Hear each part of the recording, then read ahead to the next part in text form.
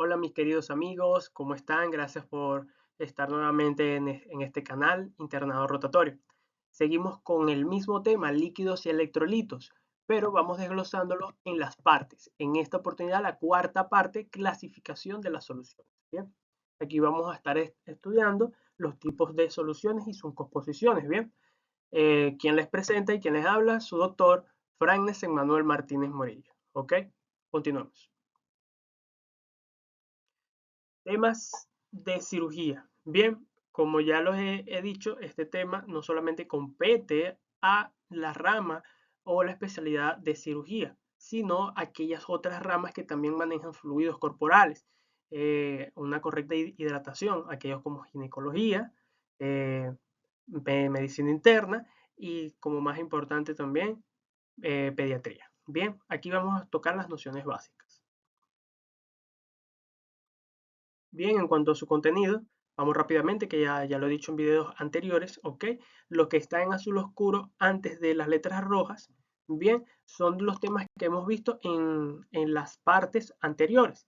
Les voy a dejar la descripción de los videos anteriores en la descripción del video, bien, para que puedan ingresar para ahí en cada uno de ellos y no se pierdan ninguno de mis videos, por favor. Y en esta oportunidad, clasificación de las soluciones de acuerdo a su osmolaridad y composición. Vamos.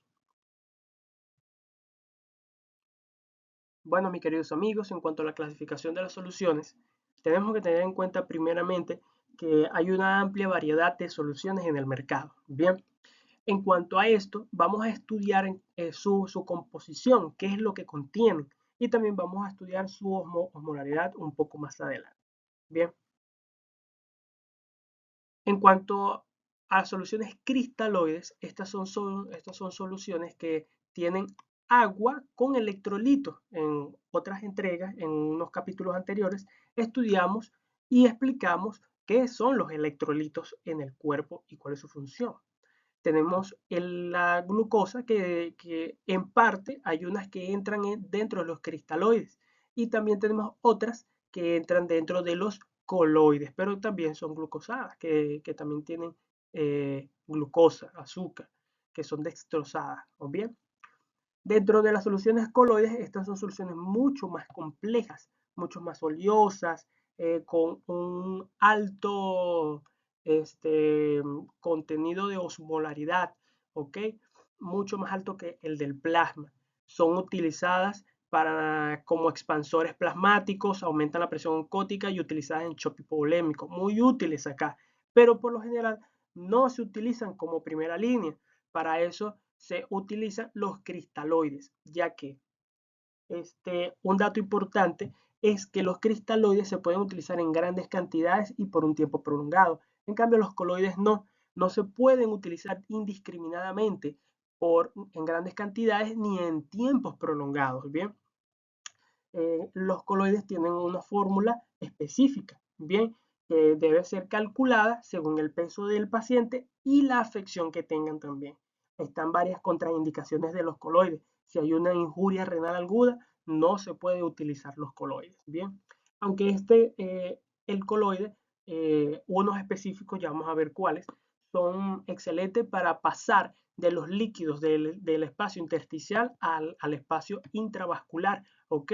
Esto sirve cuando hay afectaciones del tercer espacio, que hay demasiada acumulación de líquido allí y entonces lo ayuda a hacer la trasvasación hacia el espacio intravascular nuevamente, ¿ok?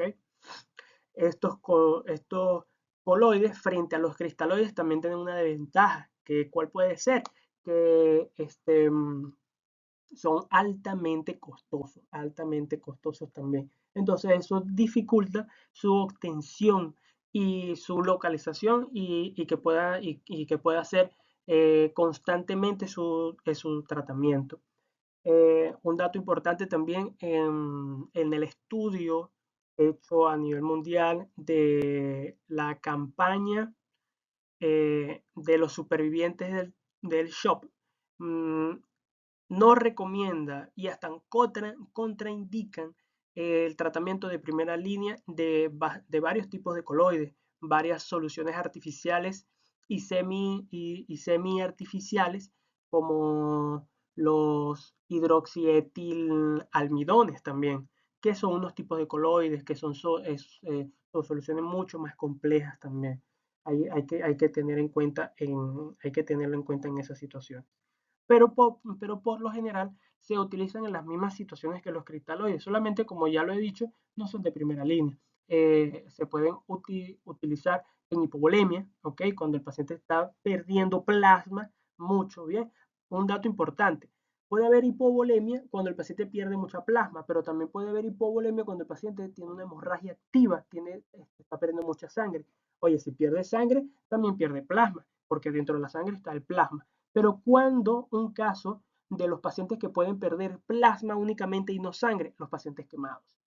Los pacientes quemados pierden plasma y bueno, se le debe suministrar soluciones bien para reponer ese plasma perdido. Lo más rápido y lo más recomendable son los cristaloides, entre eso la solución Hartmann, ya vamos a ver por qué. Pero en este caso son bastante recomendados los coloides, ya que tienen componentes osmolares muy parecidos al plasma y otros lo superan y ayudan a reponer esa pérdida de plasma que es muy rápida, ¿ok? Eso es uno de los casos que son bastante recomendados los coloides. Pero por lo general, en medidas generales, los cristaloides son soluciones, son más recomendadas y son mucho más estudiadas por la dificultad de obtener los coloides y por su alto costo. También se hace difícil hacer estudios concluyentes para darle mejor sustentación a este tipo de soluciones. Pero hay que saber que existe. Continuemos.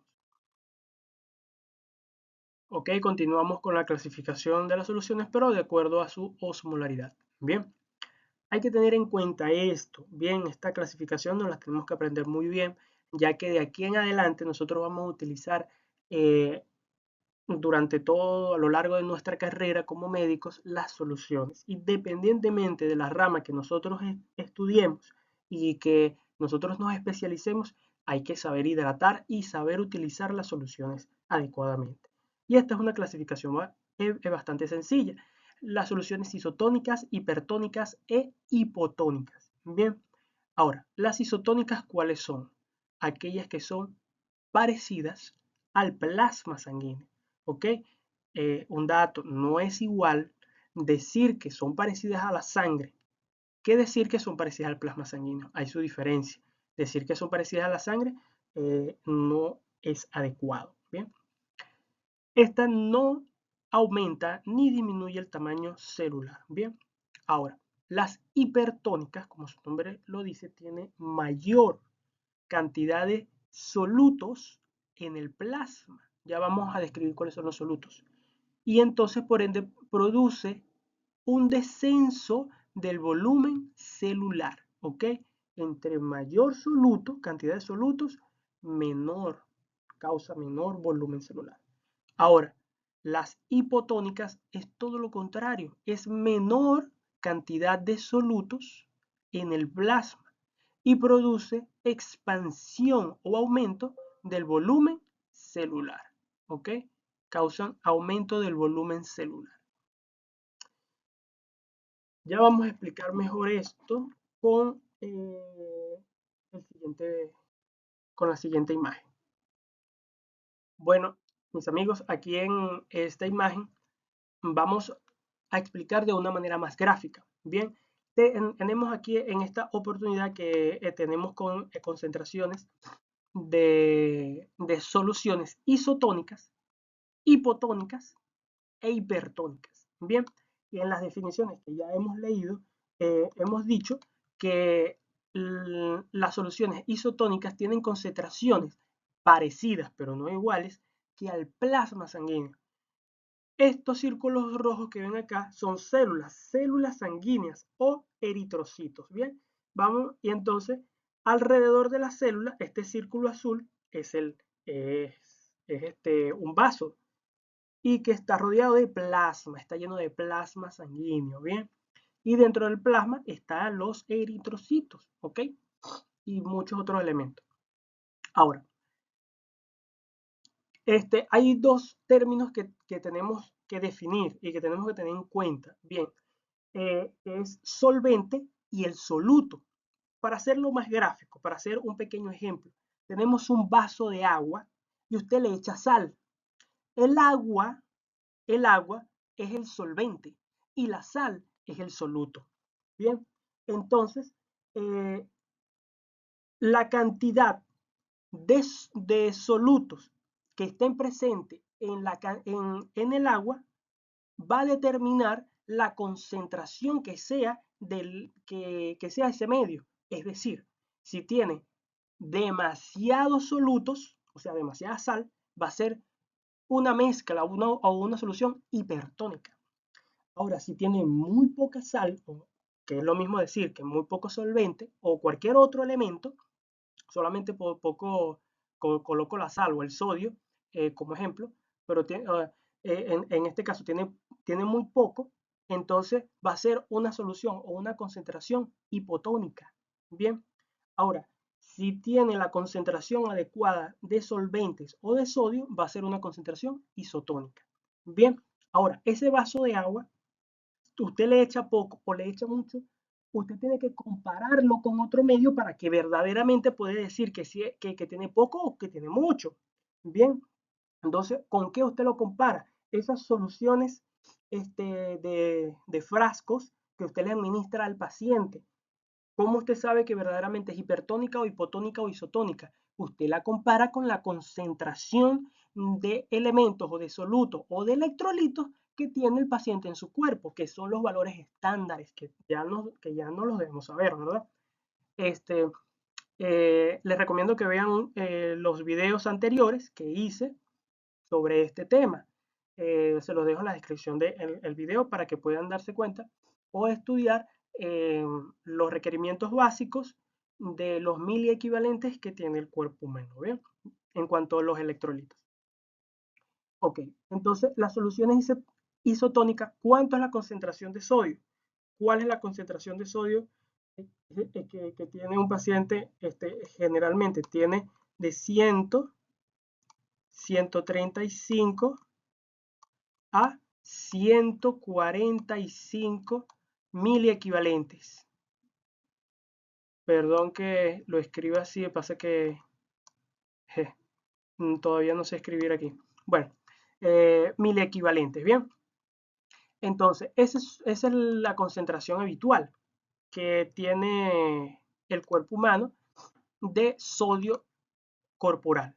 Ahora, las concentraciones de cristaloides, por lo menos la 0.9, se acerca a esa concentración. No es igual, pero se acerca. Por eso es que se dice que son isotónicas. ¿Bien?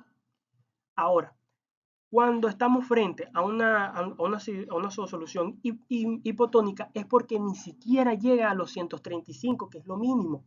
Está menor a eso. Entonces, en la concentración en este ambiente de plasma, bien, que el mínimo debe ser 135 y le colocan una solución que tiene poco, entonces el organismo trata de hacer un equilibrio. Trata de hacer un equilibrio entre el medio externo de la célula y el medio interno de la célula. Entonces, el solvente hay mucho y el soluto que hay poco. Entonces, en la célula, ¿qué hace? Hace un medio de equilibrio. ¿Y qué es lo que pasa? Esa agua que es abundante entra a la célula.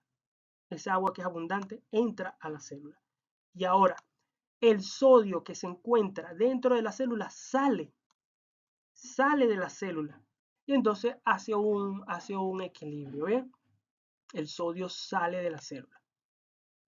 Y aumenta la cantidad de sodio fuera de la célula, ¿ok? En el plasma sanguíneo, pero aumenta la cantidad de agua dentro de la célula, entonces el eritrocito se ve inflamado, hinchado, edematizado. Bien, ahora, ¿qué pasa cuando es todo lo contrario? Cuando son soluciones hipertónicas. ¿Qué pasa? Bien, cuando son soluciones hipertónicas pasa todo lo contrario. La concentración de elementos es mayor que la del plasma. Volvemos al ejemplo del sodio, que es de 135 a 145. Sobrepasa los 145 de sodio. Lo sobrepasa por completo. Es de 150, 200, 300. Bien, ahí de mayor concentraciones aún. Entonces, ¿qué es lo que hacen? O qué pasa cuando los administramos? Como la cantidad de agua es poca y la cantidad de soluto es mucha, pasa todo lo contrario. Pasa todo lo contrario, ¿bien? Entonces, eh, sale agua, bien, sale agua de la célula, por eso es que se ve pequeña, se ve así como deshidratada, ¿no? ¿Y qué es lo que entra a la célula? Entra sodio. A la célula entra el sodio. Bien, porque ya afuera de la célula hay demasiado sodio. Hay demasiado sodio ya. Entonces hay un equilibrio. Bien, eso es lo que sucede. La célula se deshidrata. Entonces acá ya habremos entendido lo que sucede con las células o en el organismo con las soluciones isotónicas, hipotónicas e hipertónicas. Continuamos acá, tenemos un cuadro con la composición de los electrolitos. Miren, aquí un dato importante, sumamente importante, amigos. Acá tenemos la composición del plasma, bien, ¿ok? De los electrolitos, aproximadamente 142, eso es un número estándar. 4 de potasio, 5 de calcio, 3 de magnesio, 103 de calcio, de cloro, perdón, y 27 de bicarbonato. De glucosa sí hay, pero no lo coloqué acá, pero sí lo contiene.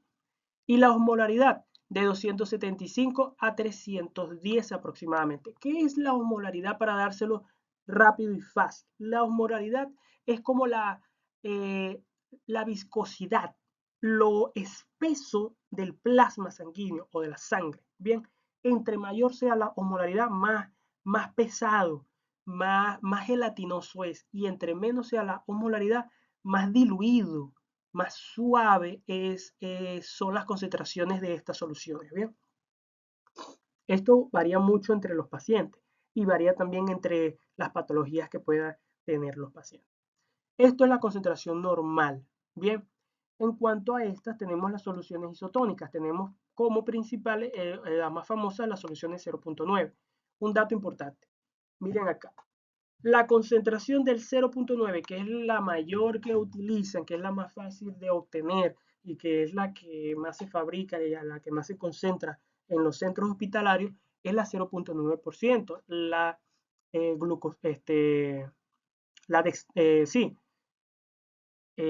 La solución salina al 0.9%, que tiene sodio.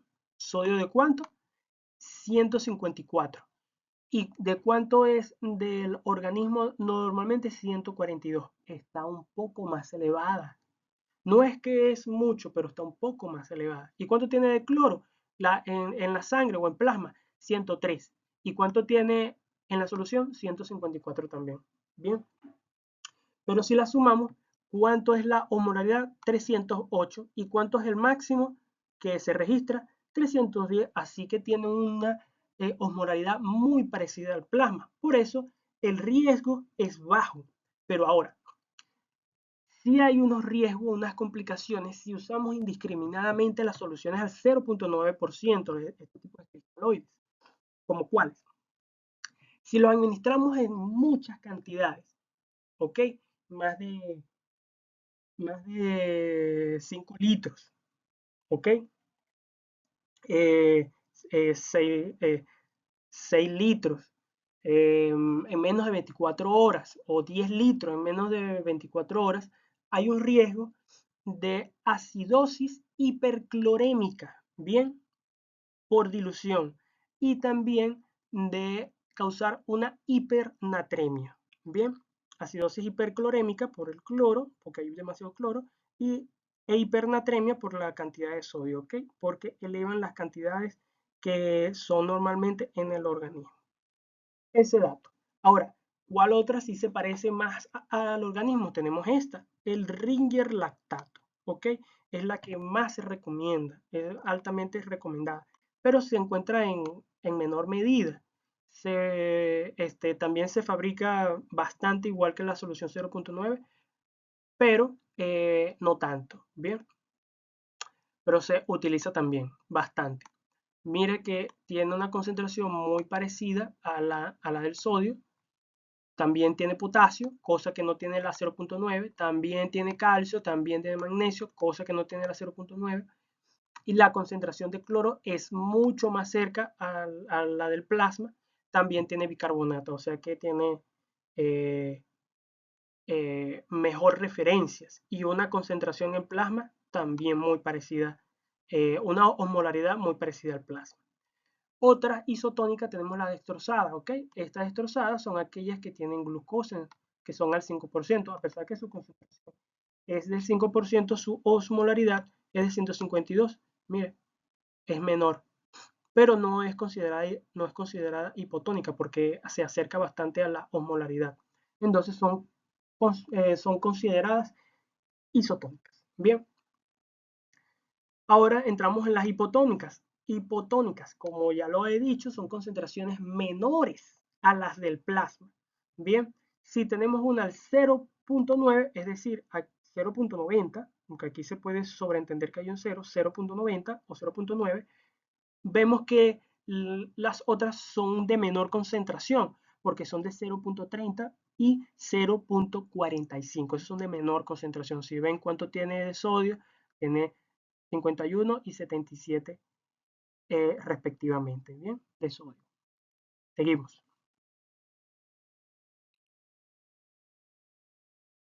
Tenemos las soluciones hipertónicas, ¿bien? Como su nombre lo dice, tienen mayor concentración de sodio. Mire, 513 equivalentes de sodio y de cloro, tiene bastante, mucho, muchísimo. Está al 20%, su concentración es bastante elevada. Miren su osmolaridad, la del 3%, 1026, y la del 20%, 6844. Bastante, bastante elevada. Estas destrozadas al 10, 20, 30 y 40% son en casos especiales, ¿okay? Son de azúcar, de glucosa. Bien, y tenemos otras combinadas que son destrozarse fisiológica, glucofisiológica, que tienen sodio, tienen cloro, pero también tiene glucosa. Bien, pero tienen una concentración en plasma, o sí, una concentración del plasma de la osmolaridad mucho mayor. Bien, seguimos. Bien, más que decir de las composiciones de las soluciones de las coloidales, tenemos albúmina humana. Como ya lo he dicho, una concentración es una proteína eh, transportadora, plasmática, bastante utilizada en el cuerpo, ¿ok? Muy, muy utilizada. Y ayuda mucho a la difusión de muchas sustancias, proteínas, aminoácidos, ¿ok? Entonces es muy utilizada, a pesar que también es un coloide. Ah, también se me olvidó decir que los concentrados globulares, el plasma fresco congelado y todo ello también son soluciones coloidales. ¿Okay? Cuando utilizamos sangre, cuando hay pérdida de la bulimia, cuando hay anemia severa, se coloca plasma, se coloca concentrados globulares completos, ¿no? Y cuando hay pérdida de plasma, cuando son los pacientes quemados, se deben colocar plasma fresco congelado. También otro tipo de coloides son los plasmas ricos en plaquetas, cuando hay una plaquetopenia también. Bien. Las soluciones en gel de 3.5%, estas casi no se han sido estudiadas, pero tienen una concentración osmolar y cantidad de moléculas mucho más grande y mucho más densa, ¿ok? Estas son para reponer volemias, ¿ok? Rápidamente, eh, sin muchos efectos adversos. Rápidamente en concentraciones bajas de soluciones, porque si usamos los cristaloides hay que administrar muchas soluciones y mucho sodio, mucho cloro, mucho potasio, y eso también puede ser contraproducente.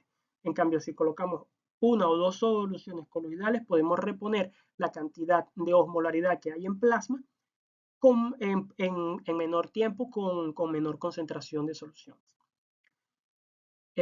Gelofusil también es parecida a la Zulugel. Bien, todas son parecidas, se pueden utilizar en algún paciente con hipovolemia, con hemorragia, se pueden utilizar intraoperatoriamente, aquellos pacientes con traumatismo también. Bien. Ok, aquí trastorno del equilibrio hidroelectrolítico, aquí fácilmente, solamente por encima, bien, podemos tomar en cuenta los trastornos del volumen, que son deshidratación e hiperhidratación, que en el próximo capítulo vamos a estudiar sobre eso. Concentración de soluciones, ok, hiposmolaridad o hiponatremia, hiperosmolaridad e hipernatremia, y concentración electrolítica, hipo e hipercalemia e hipo e hipercalcemia. Estas son desequilibrios hidroelectrolíticos también, ¿bien? Ahora, si ustedes quieren que les explique mejor estos desbalances o estos desequilibrios, ustedes me pueden dejar en los comentarios, ¿bien? Que desean que les explique sobre estos temas. Y yo estaría haciendo en la medida de lo posible estos temas para poder presentárselos con mayor facilidad. Pero entrarían dentro del temario de medicina interna y no dentro del temario de cirugía. Bien, sigamos. Bueno amigos, ya hemos terminado con el capítulo número 4 del tema de líquidos y electrolitos. Espero que les haya gustado, suscríbanse, denle like al video y si quieren que le pase el material que utilicé en donde me basé para hacer el estudio de este tema, se los puedo pasar. Solamente se tienen que agregar a mi grupo de Telegram o me dejan en la caja de los comentarios y también yo se los podré hacer saber. Si necesitan ayuda con algunas ponencias, con diapositivas o con algún tema en específico, también lo puedo hacer. Bien, muchas gracias. Nos vemos en la próxima.